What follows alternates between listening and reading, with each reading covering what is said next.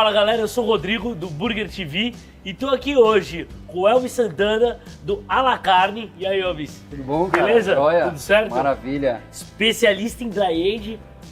Eu quero que você me conte toda a tua história, Claro, com certeza. como começou a sua paixão pela carne e, óbvio, como começou a sua especialização com o dry age, que é um tipo de maturação diferente, Sim. relativamente novo aqui no Brasil. Na verdade, poucas pessoas sabem um pouco da minha história, né? Conhecem. Eu sou filho de açougueiro. Então, desde moleque, desde 8, 7 anos de idade, ia pro açougue do meu pai e ficava brincando de cortar retalho, tá, essas coisas. E aí, ao longo da minha juventude, da minha adolescência, passando na década de 90, né? Eu vi meu pai com muito perrengue nessa questão da abertura de açougues dentro de supermercados. Porque a carne do supermercado era muito mais barata do que a carne do açougue, né? Porque tinha a quantidade de compra dos supermercados era muito maior do que do açougue tradicional. Mas meu pai continuou ainda na lida, acho que nunca pensou em mudar nada. E aí nessa época que eu comecei a repensar se eu gostaria de seguir aquela carreira, aquela rotina. E aí eu comecei a pesquisar sobre o que se encaixaria mais na questão profissional. E aí eu fui para contabilidade, né? Trabalhei 14 anos no ramo de gestão de risco de instrumentos financeiros derivativos. É tão chato que depois de 14 anos eu não aguentei, cara. Dor de cabeça, muita coisa. Trabalhava quase 14 anos na área. 24 horas trabalhando quase todos os dias. E aí quando eu comecei a perder um pouco da rotina do meu filho, eu comecei a repensar sobre a parte de empreendedorismo, se era realmente aquilo que eu gostaria de fazer ou não. O fato é que você queria empreender. Eu queria empreender. Eu sempre senti que o empreendedorismo, ele fazia parte de mim, né? Meu pai, desde de novo, ele sempre foi empreendedor, ele sempre teve açougue, ele sempre teve alguma coisa. Meu pai estudou até a 8ª série. E desde quando ele conhece como gente, ele tem negócios, né? Ele nunca trabalhou para ninguém. E isso faz parte um pouco a gente acaba carregando um pouco isso no sangue, né? Quando a gente vê a família trabalhando dessa forma, o pai trabalhando dessa forma, como é que trabalha, como é que cuida das finanças. Inclusive meu pai, que não teve muita instrução na parte de estudos, finanças do meu pai é um caderninho. Então é incrível. Igual padaria de português. Exatamente. Aí eu falo pra ele, cara, eu não sei como é que você tá vivo até hoje fazendo as coisas no caderninho, né? Muita gente acha que você precisa fazer aquilo que você gosta, que você ama. Nem tanto. Essa não é sempre uma realidade, uma verdade. Você vai fazer aquilo que você gosta sim, mas não 100% daquilo que você gosta você vai fazer no empreendedorismo. Porque você precisa cuidar de finanças, você precisa cuidar de pessoas, você precisa cuidar de muitas coisas que estão além daquilo, foco. Exatamente, do que você gosta. Às vezes o que você gosta tá no topo, tá na última cadeia, né? É o que você vende, mas não é o que Exatamente. Então, às vezes tem gente que não gosta de finanças, mas precisa estar na área de finanças para fazer o teu negócio girar. Quando a história com o dry age, quando foi? Quando que você conheceu o dry age? O dry age, assim, foi algo por acaso, né? Há 7 anos atrás, eu me programei a fazer um intercâmbio, né? Que eu estava para virar gerente na empresa onde eu trabalhava. E aí eu fui para Vancouver, né? Fiquei 3 meses lá. E aí quando eu cheguei num homestay, né? Que é a casa de família onde eu fiquei, eu abri a porta da sala para entrar dentro da casa do pessoal que ia conhecer e tal. Tinha uma geladeira de dry age no meio de 2 sofás e na frente uma televisão. Os caras faziam em casa. Os caras faziam em casa e os caras assistiam televisão. Era a rotina dos caras com aquela geladeira no meio, com aquelas carnes tudo preta. Tantos anos trabalhando, vendo meu pai trabalhando com carne e tal, eu nunca tinha visto isso. E lá fora os caras já fazem isso há 60, 70, 100 anos. Cumprimentei a família e tal, falei, cara, o que é isso, né? Que negócio? O cara falou assim, olha, isso aqui é coisa pra gente grande. Deixa você chegar, se acomodar que eu vou te explicar o que é isso. Porque o cara era apaixonado por carne, o cara era apaixonado por aquilo. A paixão do cara era tão nítida que ele colocava no meio da sala a geladeira. Animal. Né? Ela falou, porra, animal isso. É igual meu pai que tem uma cervejeira no meio da sala. É verdade. Meu inglês era básico, né? Não era tão avançado tal na época. Eu falei, cara, como é que eu vou formular coisa para perguntar o que é isso? Né? Aí eu cheguei no quarto, peguei um dicionário, as coisas, peguei o celular e comecei a escrever algumas coisas no Google Translation lá e falei, cara, vou perguntar isso aqui pro cara. Aí comecei, e aí a minha aula de inglês começou ali, logo naquele momento, daquele negócio da carne. Você foi para estudar inglês, acabou aprendendo sobre o Dry Age em inglês. Exatamente, exatamente. E ali virou uma paixão, né? Falei, cara, eu preciso aprender a fazer isso, eu preciso entender isso. E aí eu tive um básico de conhecimento sobre Dry Age ali dentro da casa e eu comecei a sair ali em Vancouver e procurar os lugares que tinham Dry Age profissional, talvez? Tem uma diferença entre fazer profissionalmente e caseiro, não? Tem, muita diferença. Tem, né? Método, muita, tudo, né? Muita diferença. Porque assim, o cara quando é caseiro, né, quando é o amador, faz o Dry Age, eu fiquei por muitos anos como amador, eu particularmente, eu fiz muitos testes, né, porque eu comi já de carne estragada, você não imagina. Já passei bastante mal, cara, pra chegar onde eu cheguei hoje. Porque assim, eu nunca tinha sentido o gosto daquele negócio. Falei, cara, eu preciso comer uma carne estragada pra saber qual é o gosto. Porque o dia tá errado, porque né? o dia que eu errar na maturação, eu vou saber que não tá bom e aí eu não vou botar pra frente isso. Claro. Às vezes a pessoa fala, pô, é só colocar a carne lá e deixar, mas você tá mexendo com a saúde, né? Comida, alimentação, você sabe muito bem disso. O Dry Age acaba sendo um processo simples, mas não é. Primeiro porque a questão daquela capa preta que tem que ser tirado, né? O que é aquilo, aquele negócio preto? Aquilo são bactérias ruins para a carne. Ela está totalmente no ambiente externo, né? Está exposto. Durante dias, exatamente. E aquilo é limpado e jogado fora. Nos Estados Unidos, o pessoal frita aquilo. Porque chega numa temperatura do óleo que acaba com a bactéria. Então o pessoal acaba comendo, mas é um gosto bem forte aquilo ali, aquela casca. Eu já comi, já experimentei, eu não gostei muito. Você voltou do Canadá e falou, é isso. Aí eu voltei do Canadá, aí eu falei assim, cara, eu preciso fazer isso pra comer no dia a dia, eu preciso começar a praticar isso. Virou hobby, né? Aí eu comprei uma geladeira. Preciso fazer em casa. Comprei uma geladeirinha dessa daí de cerveja. Adaptei ela inteira, tal, com ventilação, com umidade, temperatura, tudo como dita a regra. E aí comecei a fazer. Cara, assim, a primeira vez que eu fiz, ficou bom, mas eu ainda senti o gosto de ranço. Tinha alguma coisa que sempre me incomodava ali no Dry Age, né? E foi mais ou menos um ano e meio, eu ainda senti esse gosto e tal. Falei, cara, tô fazendo alguma coisa de errado. Porque, vamos lá... Você conseguiu sacar o que era? Consegui. Vamos lá. Tudo que existe hoje, eu acho que no mundo, no Brasil, entre outras coisas, grande parte das coisas tem livro, tem escritos e as pessoas acabam ensinando umas às outras. Mas nem tudo o que é o segredo da Coca-Cola, ninguém vai falar num livro, ninguém vai falar numa matéria, ninguém vai falar em lugar nenhum. Tem que ser testando. Em nenhum livro, em nenhuma matéria... ninguém que eu conversei sobre Dry Age, ninguém me falou qual que era o pulo do gato. Eu tive que aprender sozinho. E você vai falar aqui pra nós. Não precisa. Conta depois pra mim. O pulo do gato, o gato já pulou, foi embora, ó. E aí eu comecei aos poucos montar um laboratório de Dry Age no fundo da minha casa. Inclusive, o dia que você tiver a oportunidade, for lá em casa, claro, vou te mostrar. Só hoje. E aí eu comecei a fazer vários testes e no final disso tudo eu juntei. E você tem uma... Aí eu juntei e eu falei assim, puta, consegui chegar num negócio legal, mas ainda não tá bom. Eu não tava conseguindo tirar 100% ou 90% da bactéria da carne. Eu falei, eu preciso desenvolver alguma coisa que elimine praticamente 100% da bactéria da carne. E aí eu desenvolvi um blend de gordura, porque as gorduras isoladas estragavam as carnes. Tá vendo? Isso é a primeira vez que eu falei isso. Agora eu achei que nós vamos cortar do vídeo. As gorduras isoladas, elas acabam estragando a carne, né?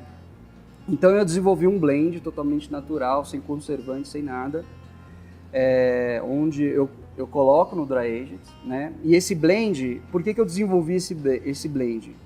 Porque com a junção de um blend de gordura, eu consegui fazer com que a gordura ela ficasse com micros furos e a parte externa da maturação, ela entrava totalmente na maturação da carne, mas ela não atacava de forma maléfica na carne, não trazendo as bactérias para dentro da carne nem para a parte externa. E aí eu cheguei na fórmula da Coca-Cola, né? Eu falo que hoje a estética do meu dry age é o mínimo, é o mínimo que eu faço, né? Eu falo, o que é essa gordura? Eu falo que a gordura é o mínimo do meu processo. O meu processo está muito mais atrás do que aquele blend de gordura, né? Que é o controle do pH, que são outras... eu utilizo outros elementos, não químicos, mas elementos naturais que façam com que a carne ela fique muito mais saudável, que potencialize o sabor, né? Por que potencializa o sabor? Essa é uma outra coisa que eu nunca falei para ninguém. Não. Vamos lá, água é vida, certo? Uhum. Tudo que tem muita água, em qualquer tipo de processo, a maturação, principalmente para o dry aged, ela é muito mais potencializada. Então, eu consegui, hoje um dry aged convencional, em 30 dias, ela seca em 15% da mioglobina da carne. O meu processo seca somente 5%. Né? Por quê? Justamente porque a água é vida. Então, enquanto mais uma carne in natura, ela está num processo de maturação, ela tem mais água, a potencialização da maturação dela vai ser muito maior do que o do processo convencional. E o à la carne começou quando você já falou, é isso, e aí você começou a fazer profissionalmente? Quando eu decidi, dentro da minha carreira profissional, mudar e empreender, eu falei, cara, eu preciso fazer alguma coisa que eu gosto, eu preciso mudar, eu preciso fazer alguma coisa diferente. Eu preciso ter um plano B, C, enfim. E aí eu comecei a pesquisar muita coisa. E eu sempre fui levado para a parte de comida, de culinária, enfim. E a primeira coisa que eu tentei fazer foi uma coxinha vegana, alguma coisa assim, fora da carne. Comecei a fazer umas massas, ficou ruim, o negócio fritava, estourava. Falei, cara, não é pra mim isso aqui, eu vou ter que ir pra outra coisa. E aí um dia eu tava em casa... Aí você resolveu fazer uma coisa mais simples, né? Aí eu resolvi fazer uma coisa muito mais simples, né? E lá pensando em empreender, e a geladeira lá em casa, olhando todo dia pra ela e falava, cara, isso aqui não vai vingar no Brasil, vai ficar muito caro, porque tem muita perda, enfim. Saí da coxinha, eu tava em casa, falei, vou pedir alguma coisa pra comer. E aí eu decidi pedir um churrasco, né? Cara, chegou frio, chegou horrível. Eu falei, cara, vou montar uma churrasqueira aqui no fundo da minha casa, vou fazer um delivery de churrasco, vou fazer um negócio, comecei a viajar. E aí eu comecei a obra de fazer uma churrasqueira, tal, não sei o quê. Falei, vou nisso, minha esposa, puta, não faz isso que não vai dar certo. Esse negócio de entregar carne, você vai chegar frio. Puta, na hora que a churrasqueira ficou pronta, fiz um negócio moço, eu falei, puta, você tem razão. Eu falei, porra, você gastou mó grana nisso daí e agora você fala que tem razão? Eu falei, não, você tem razão.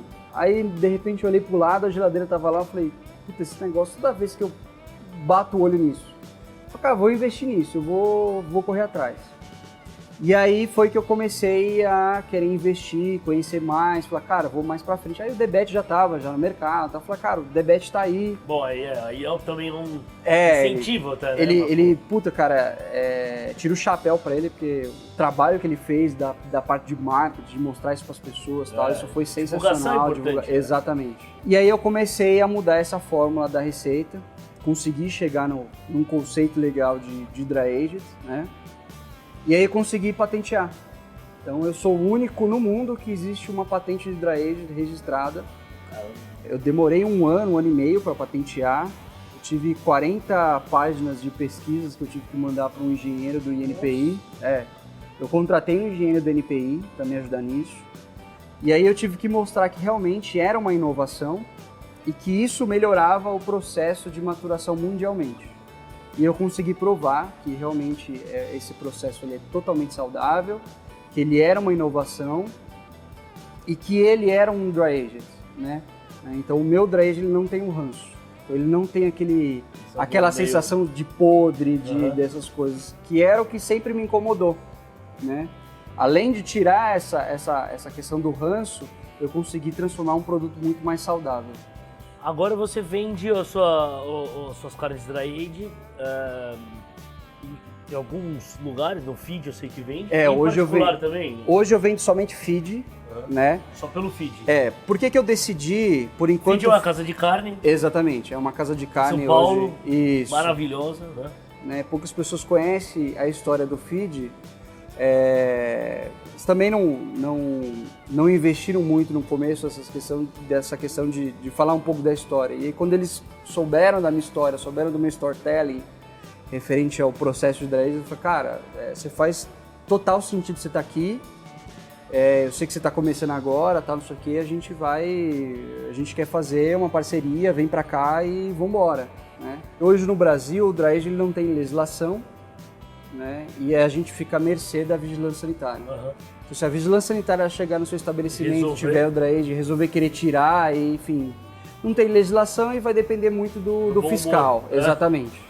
Eu falei, cara, em vez de eu expandir e ficar com esse calcanhar de Aquiles, eu quero me certificar de que o meu processo vai ser regularizado e eu consigo expandir de uma forma mais confiável, né? Em vez de começar a dar o tiro no pé agora, começar a crescer e enfim.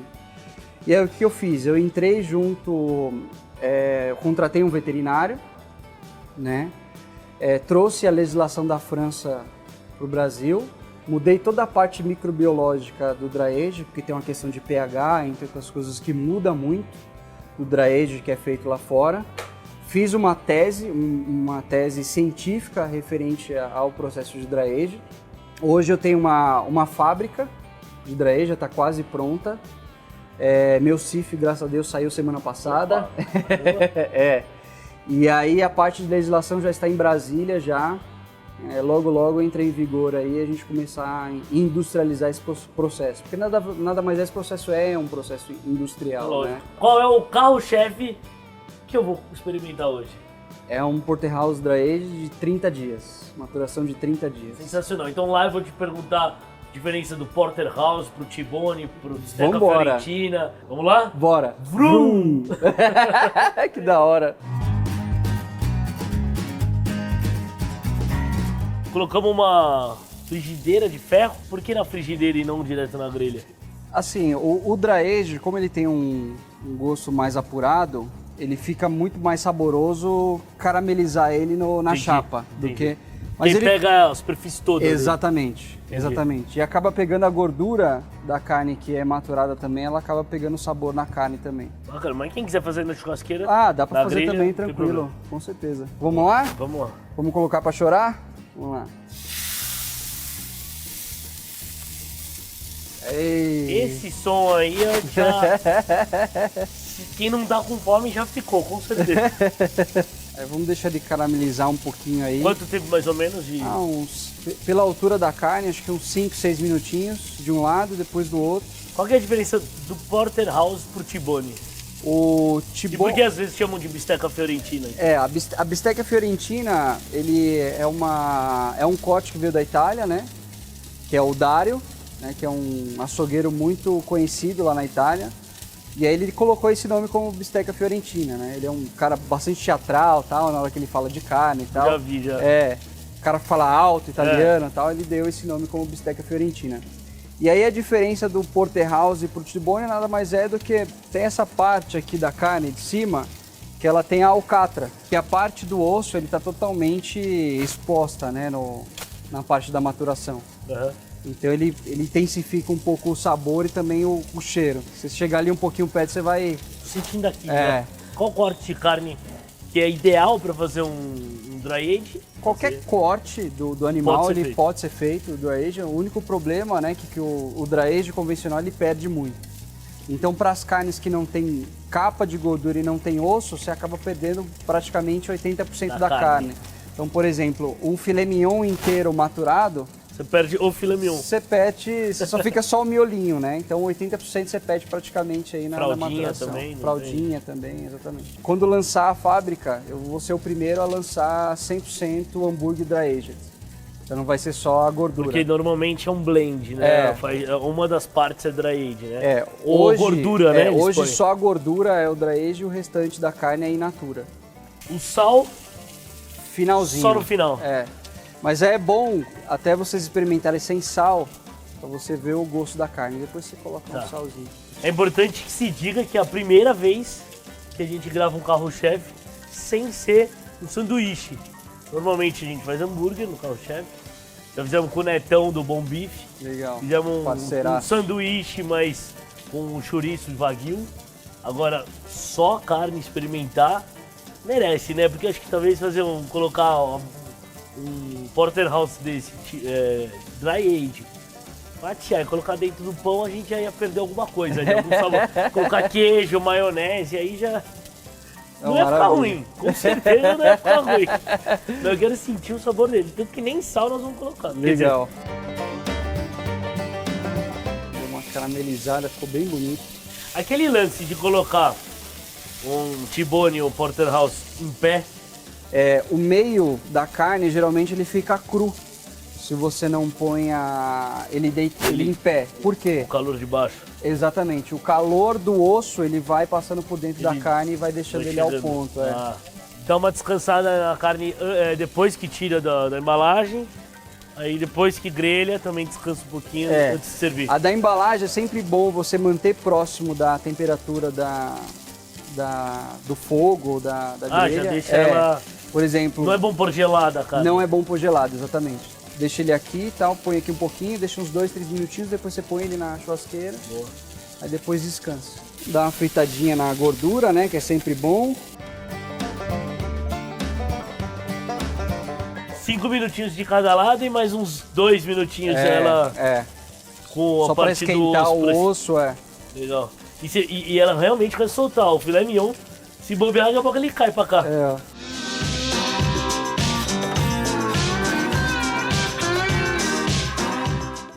Agora sim, passado 2 minutos descansando, que é a parte mais crítica pra mim. Você fica olhando pra carne, eu fico ansioso com o hambúrguer, não, eu fico ansioso, vai tirar essa porra aí, vamos fazer. Agora vamos lá, ó. E aí? A gente come com cheiro primeiro.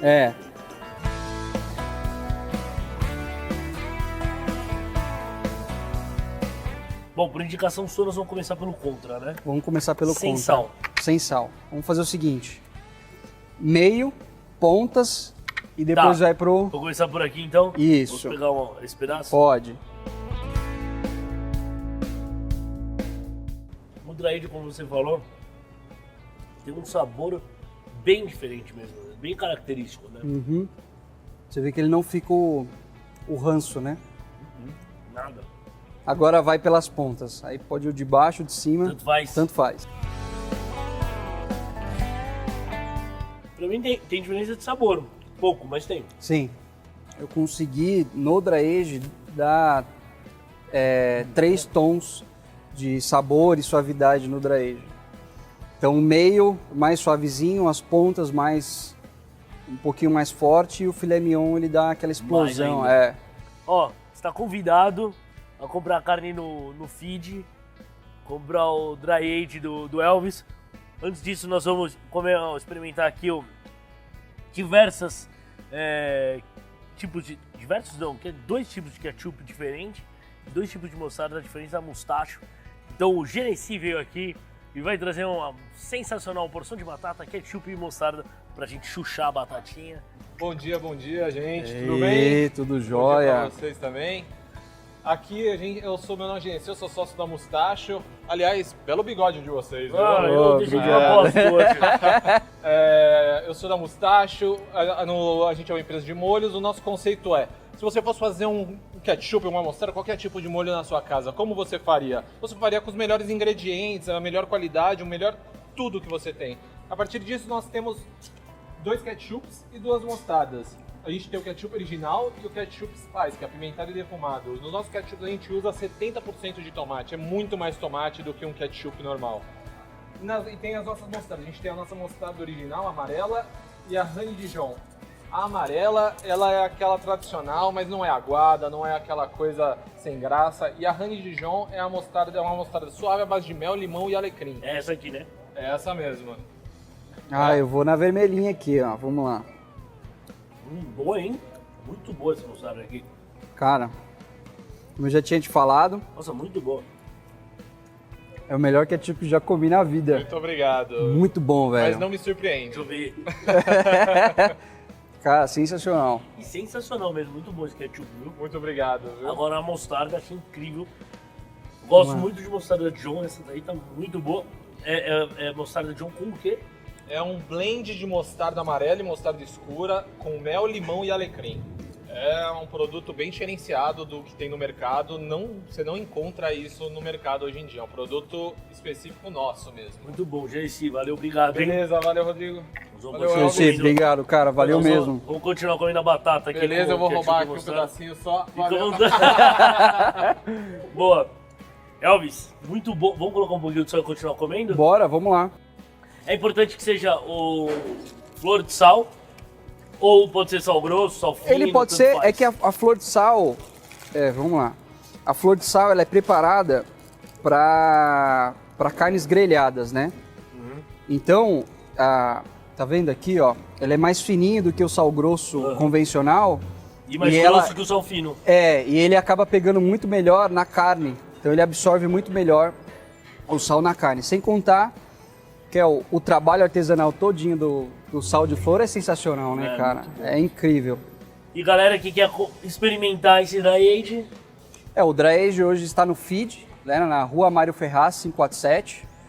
Aí, logo de entrada, vocês vão enxergar aí 3 geladeiras de início no feed. São os nossos Dry Ages que Vamos estão na cara lá. do gol. Na cara do gol, exatamente. muito bom. Elvis, muito obrigado. Que isso, eu que Vou agradeço continuar o a consultoria convite. com você aqui. Vamos sim, com Vou certeza. continuar comendo aqui. Vamos deixar a geladeira do lado da cervejeira do seu pai lá. Nossa, viu? A vamos fazer a geladeira dentro da cama. Ele deitado no sofá aqui, ó. É capaz de ele colocar a churrasqueira na sala. Galera, Maravilha. semana que vem nós estamos de volta com mais o Carro-Chefe. Comenta, compartilha, se inscreve. Comenta aí quem você gostaria que a gente chamasse. Não precisamos ficar só no mundo do hambúrguer, mas também da carne aqui no Carro-Chefe. Valeu, galera. Muito obrigado. Semana que vem nós estamos de volta. Vrum! Vrum!